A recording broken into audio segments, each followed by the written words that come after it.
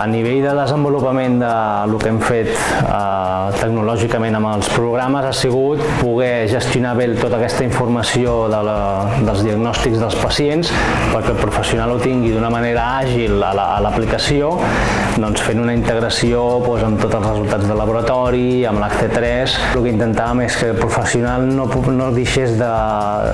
tingués problemes per treballar, o sigui que l'única pressió que tinguessin ells fos la de curar els pacients, no haver-se de preocupar de temes d'informàtica.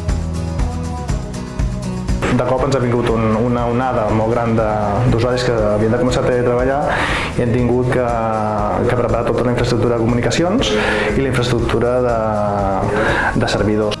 De salut hem tingut que intercomunicar-lo amb l'hospital, no hi havia res, i amb els operadors i amb tecnologia 4G hem aconseguit intercomunicar-lo perquè els professionals puguin treballar contra el corpo.